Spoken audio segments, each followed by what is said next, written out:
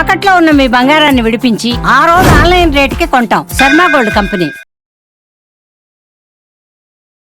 నమస్తే, మీరు చూస్తున్న సుమన్ టీవీ. నేను మీ కీర్తి. మనతో పాటు ప్రముఖ ఆస్ట్రాలజర్ గోరుగుంట్ల సురేష్ బాబు గారు ఉన్నారు. నమస్తే సురేష్ బాబు గారు. కీర్తి గారు నమస్కారం అండి. సో ఉగాది స్టార్ట్ అయిపోయింది, మార్చ్ రాశి ఫలాలు అయిపోయాయి. ఇక ఏప్రిల్ రాశి ఫలాలు మీరేం చెప్తారని ఎదురు చూస్తున్నారు. షష్టగ్రహ కూటమి వల్ల చాలా టెన్షన్ లో ఉన్న వారు కాస్త రిలాక్స్ ఇప్పుడే అవుతున్నారు.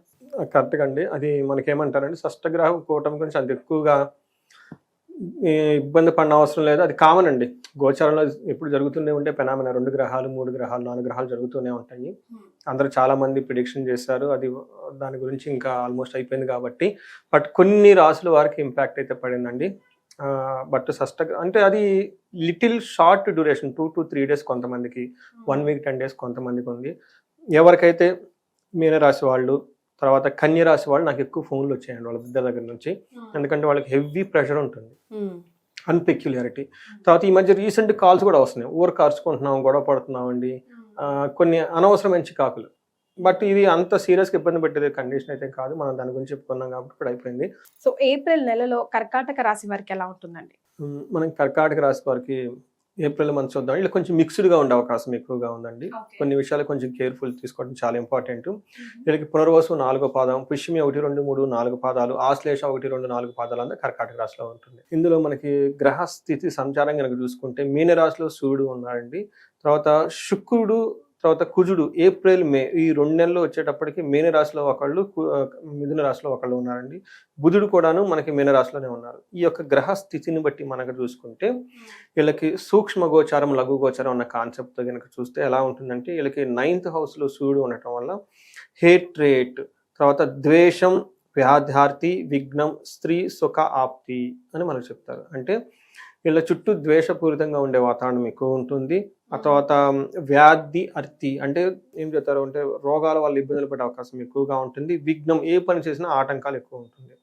అంతేకాకుండా వీళ్ళకేమని చెప్తారంటే through men or women or happiness or gain, ఇది కూడా ఉంటుంది. బట్ ఇవన్నీ ఎక్కువగా వీళ్ళకి ఇబ్బంది పడే ఉండదు. ఒక రకంగా చూసుకుంటే వీళ్ళ చుట్టూ మెయిన్ చాలా గ్రహాలు విపరీత వేద ఉండటం వల్ల వీళ్ళకి ఒక రకంగా నార్మల్గా తటస్థంగా ఉండే అవకాశం ఎక్కువగా ఉంటుంది. అంటే ఏది ఉన్నా కానీ అంత సీరియస్గా ఏది ఉండదు. అది మంచి ఉన్నా కానీ చెడు ఉన్నా కానీ ఒక నార్మల్గా వెళ్ళిపోతున్న అవకాశం ఎక్కువ ఉంది. ఒక్క విషయంలో కేర్ఫుల్గా ఉండాలి. చుట్టూ ద్వేషపూరితమైన వాతావరణం ఉంటుంది. ఏదైనా పని చేస్తే ఆటంకాలు ఎక్కువ ఉంటాయి. ఈ 2 విషయాలు కేర్ఫుల్గా ఉండాలి.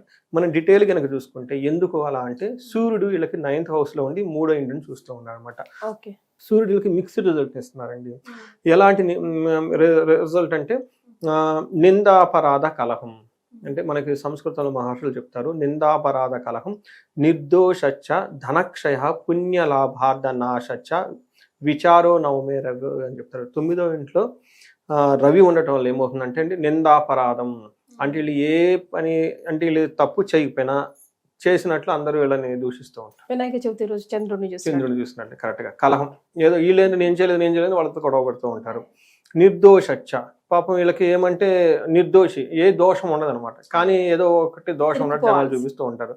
ధనక్షయం, ధనం వీళ్ళకి డబ్బు ఖర్చు అయిపోయే అవకాశం ఎక్కువ ఉంటుంది. పుణ్య లాభార్థన ఆశించ, పుణ్య కార్యాలు ఏదైనా చేయాలన్నా, మంచి పనులు చేయాలనుకుంటే అందులో విఘ్నం వచ్చేస్తుంది. సో నేను ఏదో డొనేషన్ చేయాలనుకుంటా, అందులో ఆటంకాలు వస్తాయి.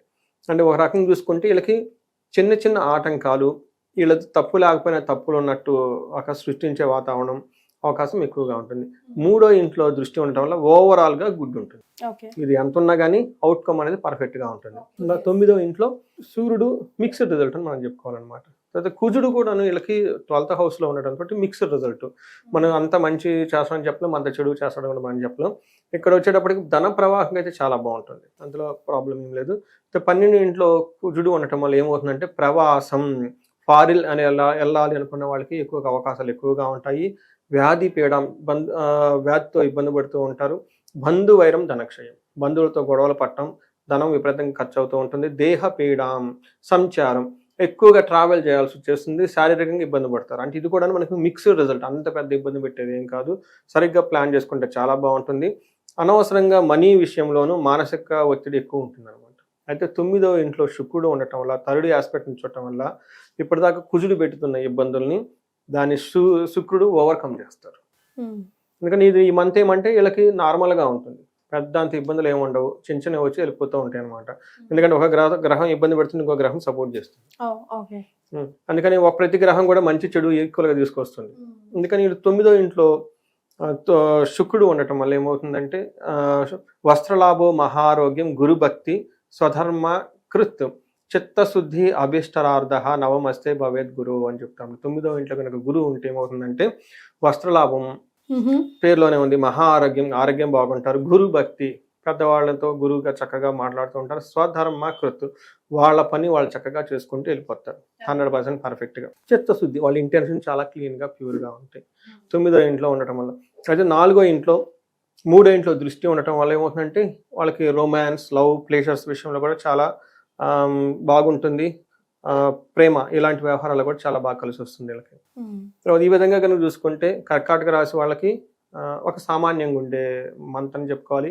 ఇంకొక హ్యాపీ న్యూస్ మీకు అందరికీ తెలిసే ఉంటుంది, అష్టమ శని నుంచి ఈ మంత్ నుంచి వీళ్ళు ఫ్రీ అయిపోయారు కాబట్టి అంత ఇబ్బంది పెట్టేది ఏమి ఉండదు అనమాట. సో నక్షత్రాల ప్రకారం కలిసి వచ్చేలా ఉందండి. పునర్వసు, పుష్యమి, ఆశ్లేష 3 నక్షత్రాలు ఇందులో ఉంటాయి. పునర్వసు నక్షత్రం వాళ్ళకి చూసుకుంటే వీళ్ళకి 3 విషయాలు చాలా పాజిటివ్గా ఉంటుంది, 3 విషయాలు ఛాలెంజింగ్గా ఉంటుంది. పాజిటివ్ ఎక్కడంటే వీళ్ళకి వస్త్రలాభం ఉంటుంది, పరవాసం ఉంటుంది, ఓవరాల్గా సక్సెస్ ఇబ్బందులు ఉన్నా కానీ.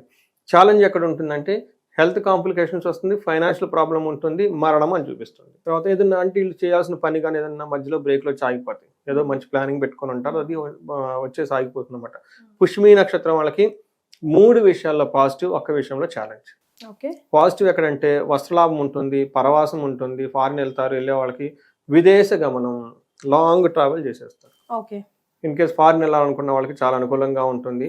ప్లస్ ఫైనాన్షియల్గా క్రైసిస్ ఉంటుంది, వాళ్ళకి డబ్బు గురించి ఇటు అటు పరుగులు పెడతారు. ఆశ్లేష నక్షత్రం వాళ్ళకి వస్త్రలాభం ఉంటుంది, పరవాసం ఉంటుంది, విదేశ గమనం, ఫారిన్ వెళ్ళే వాళ్ళకి చాలా చాలా అనుకూలంగా ఉంటుంది. తర్వాత ఆశ్లేష నక్షత్రం అగైన్ ఫైనాన్షియల్ క్రైసిస్ చూపిస్తుంది, ధనానికి వీళ్ళకి చాలా ఇబ్బందులు పడే అవకాశం ఎక్కువగా ఉంది.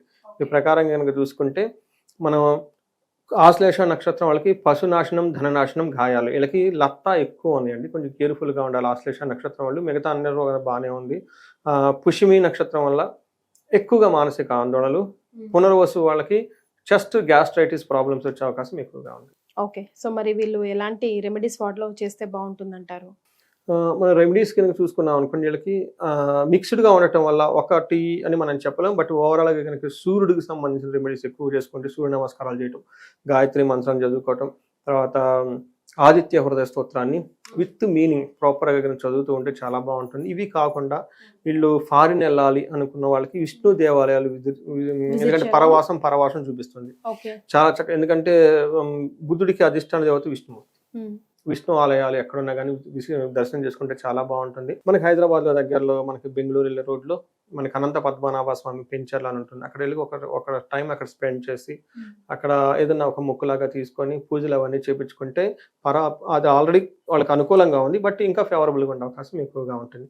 ఇవి కాకుండా ఇంకేదైనా కనుక హెల్త్ ప్రాబ్లమ్స్ ఉంటే మహామృత్యుంజయ మంత్రం చేపించుకోవటం, ఆయుష్ సూక్తాన్ని, అది వేద మంత్రం అండి, దాన్ని ఎక్కువగా పారాయణ చేయించుకోవటం, అంటే వేదం తెలిసిన వాళ్ళని ఇంటికి పిలిపించుకుని వాళ్ళ చేత పారాయణ చేయించుకోవటం, వేద ఆశీర్వాదం తీపించుకోవటం, ఇలాంటి ఇవన్నీ చేయించుకుంటే అంటే వేద పండితులను పిలిపించుకోవటం, వాళ్ళకి ఏదైనా దానాలు కానీ ఇవన్నీ ఇస్తుంటే చాలా బాగుంటుంది. ఫైనాన్షియల్ క్రైసిస్ ఉన్న వాళ్ళకి